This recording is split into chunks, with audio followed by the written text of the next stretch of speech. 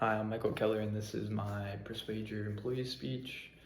Um, Team, it's human nature to want to be independent and do things ourselves. There are times, though, when we cannot do this. One of the times I'm going to be talking about is drunk driving. Too many people are getting in accidents, getting behind the wheel when they're intoxicated or not capable enough to drive. Um, every day, about 37 people in the United States die in a drunk driving accident. That's one person every 39 minutes. That is a lot of people in a lot of time. What I need you guys to do is be the friend that says no, be responsible. Take their keys, offer to drive, just make sure they're not driving themselves. Um, Doing this, your friends will thank you later, and you will also not be sad because there is a chance you could be standing on one of your friends' graves if you let them drive. Because in a sense, you are endangering their lives. Not intentionally, of course, but allowing them to drive when you know they are not capable enough to drive on their own is a very dangerous thing to let happen. Um, so all you need to do is be aware. Know when someone is incapable of driving themselves, you'll be able to tell. They'll either be slurring their words, they'll be walking kind of funny, they won't be able to walk in a straight line. Just very woozy. Half the time they can't even unlock their door on their own. They'll need you to unlock their door. If that is the case, take their keys, tell them no to driving, and once again, offer them to drive or offer to drive yourself. Do not let them drive on their own. Be available. Like I said, if you see them showing these tendencies, like I said, offer to drive. Be around, be available. Don't walk away from them. Don't leave them alone, because the moment you leave them alone, they might try and get in their car and drive, and you do not want that. Um,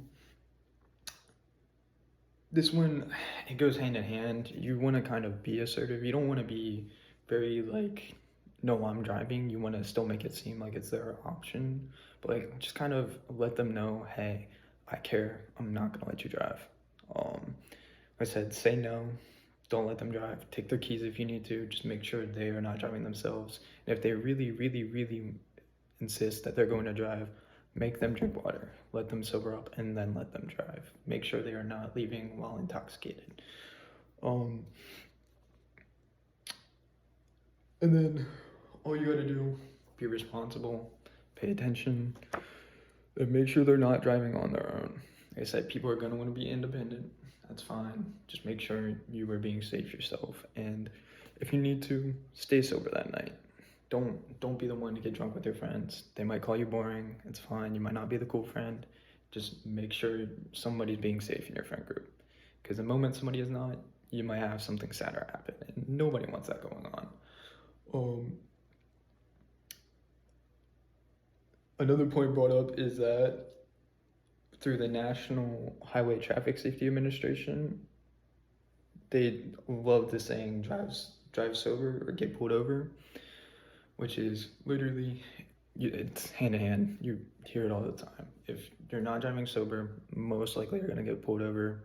There's people swerving all over the road. It's very easy to tell when somebody's drunk when they're driving. Cops will test you, and that could be a lot of money. On the drive sober or get pulled over site, like for the national traffic safety, they do say that it could cost up to $10,000 if you get pulled over and get caught with a DUI. That is a lot of money to be spending, so you would be saving your friend's bank account. Once again, they will thank you. Once again, another point, bus driving is drunk driving, once again by the National Highway of Traffic Safety. This was published in 2021. They bring up, it doesn't matter how drunk you are, any driving while intoxicated is drunk driving. It can be a DUI. You can get fined for it, and that's just money that you do not want to be paying. So once again, your friend will thank you. Another point to bring up is that it is a relief to know that your friend is safe. If you let them leave while they're intoxicated, 9 out of 10 times you're probably going to be stressing the whole time, wondering if they even made it home, waiting for them to call you. Instead of having to wait for that call, just offer to take them home. You'll know they get home safe. It will only take you an extra couple minutes. Just be responsible. That's all you gotta do. Be responsible. My references for my speech are how alcohol affects driving ability. This is by the National Highway Traffic Safety Administration. It was published in 2021.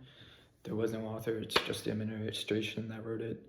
My second one is Drive Sober or Get Pulled Over. That's by the National Highway Traffic Safety Administration. This one was published in 2023. They release this article once every year from December to January, just because that's when a lot of drunk accidents happen. So that's when they're raising the most awareness for it. My third one is Buzz Driving is Drunk Driving. This is by the National Highway Traffic Safety Administration, published in 2021.